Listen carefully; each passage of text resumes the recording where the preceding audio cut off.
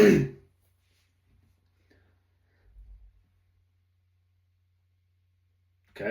welcome. This is episode 1. This might only reach 3 or 4 people. That's okay. I just want to talk about what's on my mind. And I've wanted to have an outlet for a long time. And I think this is a really good way to do it. We got minimal equipment, just getting the thoughts out there. I have a lot of thoughts about philosophy, about life, about spirituality, about sports and athletics. Go Hawkeyes, love Iowa.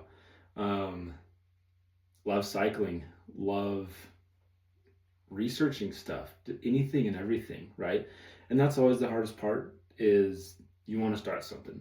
You want to create a personal brand, but where the heck do you start, right? And I think that you don't need a place to start. You just need to start, right? What's in here? That's what people want to see. And if that's what you want to get out there, then just get that out there, man. So that's what we're doing.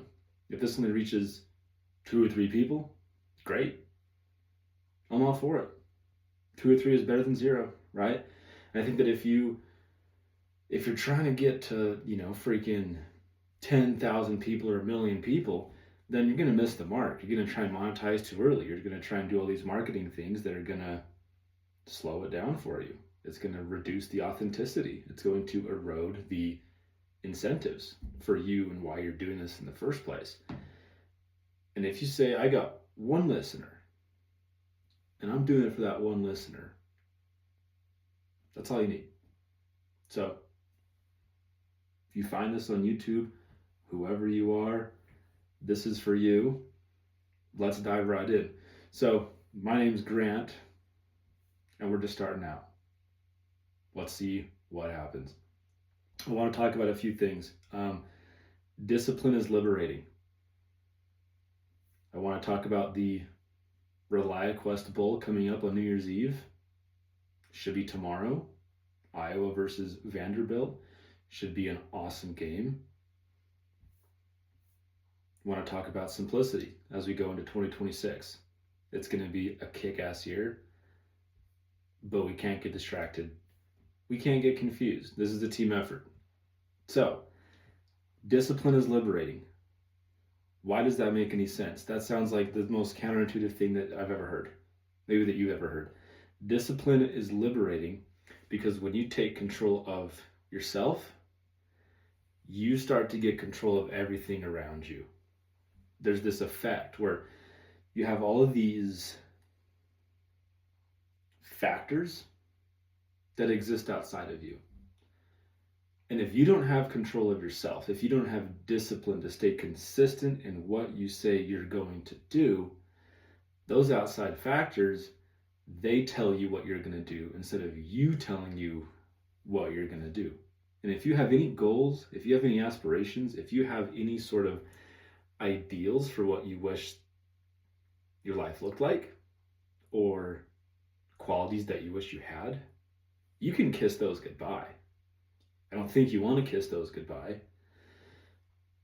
The way that you retain that control is by having discipline. If you have a goal, it's really not that hard. Well, I should take that back. It's really not that complicated. It can be hard, but it really just is a matter of showing up in the moment and doing. And this is the thing that I think a lot of people get hung up on, is you look at discipline and you think, okay, here's something that is hard, right? It wouldn't take discipline if it wasn't hard and difficult. And now I'm going to have to do that for every day or every week or whatever it is. For how long? Indefinitely? For a year, right? One of my favorite things to say is whatever it takes for as long as it takes. And that's scary because you don't know what it's going to take. You don't know how long it's going to take. And it's daunting, and we're scared of that as humans. And honestly, rightfully so. Rightfully so. But what I think is that if you look at it in that lens of here's where I'm starting, here's where I'm finishing. This is going to be a 5-year journey of doing this every single day, and I can't even do it barely one day, and I got to be consistent in this. Yeah, you're going to lose the plot. You're going to fail. You're going to fall short. So what do? I think that you have to remind yourself every day that all you have is right now. Tomorrow hasn't happened yet. The past is gone. All you have is right now. Currently, I am in my office recording episode number 1. I don't know what I'm doing, but I don't really care, because as far as I'm concerned, what's outside of this office doesn't exist.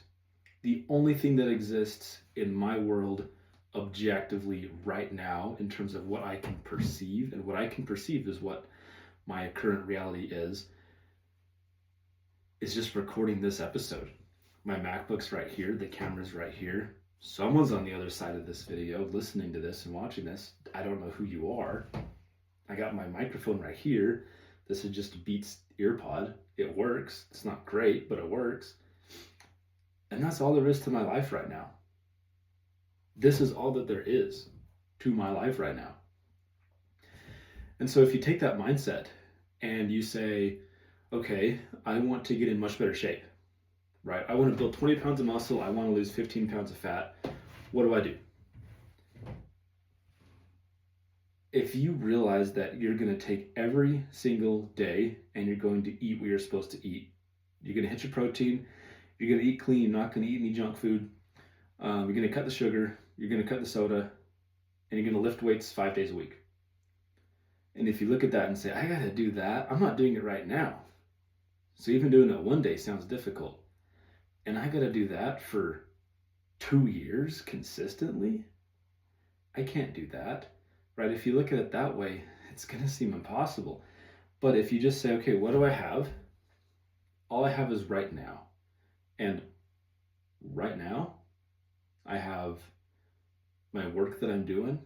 And then at 5:30, once I'm off, I have the gym. That's all I have, right? Until you're at the gym, your routine, your discipline, it doesn't need to take up any space in your mind. The reason why this gets difficult is because the things that you're supposed to be doing, your goals and the things that you got to do to hit those goals, you're thinking about them and you're thinking about how difficult they are and how difficult I think we want them to be while you're not doing them. You should really only be thinking about them while you're doing them, if that makes any sense at all. So we get so distracted with the idea that what we're supposed to do, what we want to do, is extremely difficult, and we get so distracted with it that we just forget to do the thing in the first place. Like I remember one time I decided that me and a buddy of mine, we were gonna see. I think we were 20 years old, so 7 years ago. We decided to see who could do the longest wall sit, and for 6 months every day, we would time a wall sit. And we would see who gets the longest one, and we would tell each other, and we'd show a screenshot of the clock, right, the timer of how long we got for that day. And I remember having this realization about 3 months into it, thinking, if you think about the wall sit that you're supposed to do today, or the wall sit you're supposed to do tomorrow, or the fact that, you did 8 minutes today and tomorrow you're supposed to do 9 minutes, and that's really scary because it's really painful, then you're going to get all in your head about, I can't do this. I don't know if I can do that. I think maybe 8 minutes is my max. And you're going to find yourself limiting yourself. But if you just boil it down to, and just reduce your scope, right? Don't think about anything other than what you're doing right now. And when it comes time to doing the wall sit, now all you're thinking about is that wall sit. And then you can even scope it in even farther and say, let's say I'm at minute 3. I'm not thinking about the 9 minutes I'm supposed to be doing. All I'm thinking about is the fact that I'm doing a wall sit, right? And the the past 3, 4, 5 minutes that you've been sitting there on that wall in pain, they already happened. They don't exist anymore. So every second, every millisecond, you're starting over. You're starting fresh. And I think that's kind of the mindset that we have to take, is that, or not, maybe not the mindset that we have to take, but a good way to get into the right mindset, a good way to frame it, is that every second, every little blip of being conscious of what you're doing right now in relation to your goal is you starting over from scratch. Like we hear a lot about take it day by day, just focus on one day at a time. And I think that we can even make that smaller and more focused and more granular and say, let's take it one blip of awareness at a time. Maybe that blip of awareness happens once every hour. Maybe it happens once a minute. If you're really focused, maybe it happens once a day, if it's a daily thing. But the goal is to be able to treat every waking second that you're doing the thing that you're supposed to be doing, whatever the heck that is, as if it's the first that you're doing it. You're always starting from scratch. You're always starting fresh from the beginning, right then and there in that moment that you're aware of it. So part of why I'm thinking a lot about this is because I've signed up for a fitness challenge. I'm going to put this on my Instagram, on my TikTok probably. I don't really have a TikTok, but I'm going to start one. I need to start one. I've known that I needed to start one for years. Haven't done it. I have an account. I've posted a few things, but I haven't ever taken it seriously. I don't like TikTok. But I'm in this fitness challenge with my coach, CJ and Sid Spute. Love these guys. Whoever gets the best body transformation in a month, from January 5th to Valentine's Day, so almost 6 weeks, wins 50 grand. I'm going to win 50 grand. I don't know how many people are competing, but I know what I can focus on. I can focus on, what am I doing right now? What am I doing in my workout right now? What am I eating today? And I can take it one instance, one moment at a time. And we're going to be $50,000 richer on Valentine's Day. And my wife's going to get a nice vacation. Mark my words. ReliaQuest Bowl. Let's talk Hawkeyes football for a second. Let's talk some Iowa. Against Vanderbilt, I think it's going to be a close game. I think it's going to be extremely similar to Oregon. Vandy plays aggressive. They play creative. They've got a chip on their shoulder this year, right? They feel like they got robbed out of a playoff spot, and they're going to be coming out swinging. I think they're going to be doing a lot of passing. I think that their pass game is going to catch us off guard. So luckily, we've got a really, really good rush and pass defense. I think that Xavier Wampa is going to absolutely carry the game for us. Logan Jones, Jennings Dunker, these guys are going to put so much pressure on Pavia that it is going to be difficult to get throws off in time. And I think when they do get throws off, Wampa and the guys are going to do a really good job at stopping them, at breaking up passes, making tackles, making plays on the defense. That being said, I think it's going to be a defensive battle. I think it's going to be a lot of really heroic plays on Vandy's part that get stopped by us. And it's going to be a lot of these moments where we say, hey, we might be in the lead, we're in the running to win this thing, but we're extremely lucky. And I hate to say that because I want to say that we're just going to walk all over them. But I think that Vandy has enough of a chip on their shoulder to play very risky, to play very heroic. Heroic is the word that I would use. And it's going to be a tough stop for us. But I think that we're going to do it. I think on the offense, I don't think that Gronowski is going to be as risky and heroic as Pavia is. I do think that Moulton is going to carry a lot of the yardage. I think he's probably going to get, I think he's going to have a really good breakout game. He's probably going to average 6.5 yards a carry, maybe 5.5, but I think he's going to do extremely, extremely good. I think at the end of the day, Iowa wins 24-17. It's going to be super ugly. I'm anticipating, again, very similar to the Oregon game. I think that we're going to have a special teams mistake of some sort pretty early on in the first half, if not late in the second quarter. So still first half, just not super early on in the game. And I think that we're going to have a couple of heroic drives from Ganowski that win it for us. I think Vanderzee is going to come in clutch, and Weejan's going to do some really good stuff. I think that Weejan's going to put us in really good position on a couple of returns, and those set us up for field goal range. I think that Stevens is going to laser beam all of his field goals, and that's going to carry us. I think this is going to be a field goal heavy game. As far as the QB race for 2026 goes, I think that we should give Bessinger a shot. I think that's how you pronounce his last name. We're both from Utah. I'm in Bluffdale. He's from Kaysville. We're about an hour away. I've seen him play at Davis High School. He's really flipping good. But I think that we should give him a shot. I know he's a true freshman. I know that Ferentz probably wants to have him not start and have him watch and observe and learn, get to learn the playbook, get to learn the culture, get to learn the team strategy, all that stuff. At the same time, when you have a true freshman that is as good as Trayden is, I think you should give him the start. Give him a shot at starting.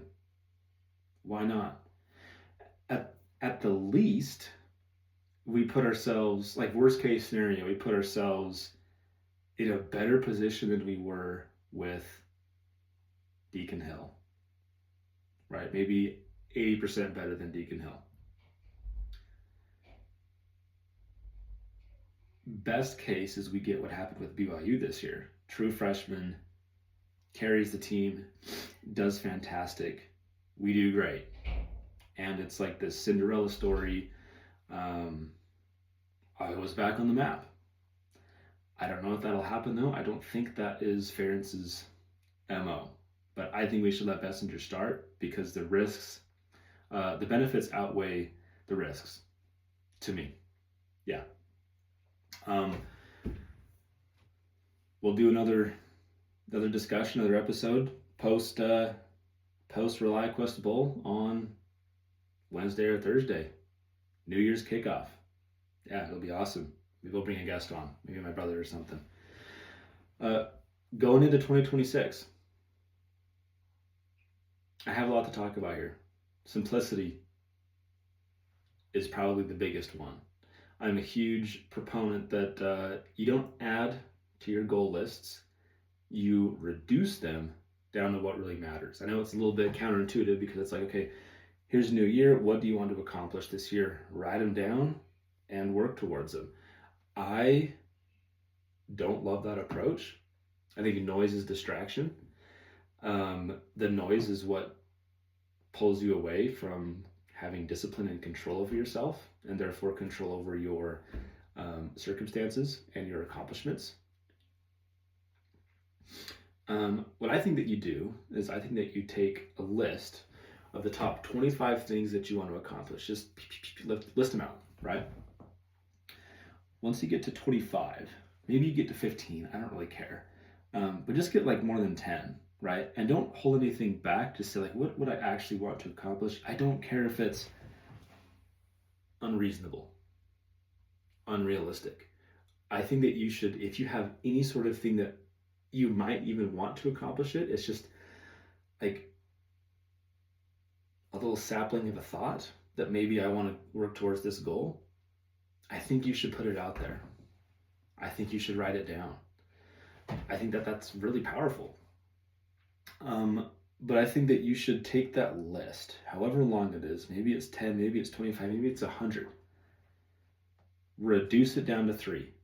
Just go down the line and say, okay, here's this thing that I want to accomplish. Do I need to accomplish this? Is this super important? Or is this more of a distraction? And cross it off. If you got a list of 25, go cross off 22 items, 22 goals. Just let them kick the bucket, put them to the wayside, kick them to the curb.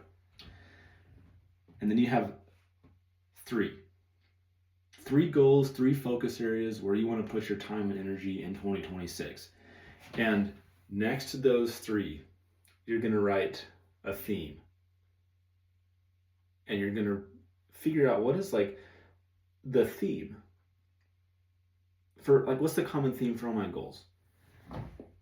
And let's say that it is being more present. That was mine last year. I realized that all of my goals were stuff that were trying to accomplish a bigger goal of being more present. The year before that, it was trying to be a better provider and have more drive, more motivation, more career stability. And maybe that should have been my goal this last year, honestly. But that's an ongoing one, right? But yeah, I think that if you can take your goals and you can find a common theme underneath all your goals, and then say, instead of focusing on this exact, metricized goal that I want to accomplish, it's easy because it's easy to get lost in the sauce with that. Instead of doing that, just look at what's the theme across my top 3 goals that will then trickle down and help me accomplish the rest. And let's say that it's love. Let's say that it's mental health. Let's say that it's discipline, right? Let's say that it's being present, being more caring. And take that one word that exemplifies all 3 and make that your theme for the year. And then you watch how that one word bleeds into every element of your life. Everything that you do, everything you think about, everything that you talk about, the way you treat people, the way that you approach problem solving, the way that you approach certain opportunities, the way that you react to situations, react to other people. That's, oh my gosh, that's a huge one. We have tons to talk about there, how you react to people. Yeah, you just get to watch how that improves all those areas of your life. And the best part is that it takes up so much less mental space. It works so much more efficiently because you're not thinking about all these things that you're trying to accomplish and beating yourself up because you don't feel like you're on track to accomplish it yet. You just know in the moment, my goal for 2026 was love. That's my theme word. So in the moment, you can just think about that.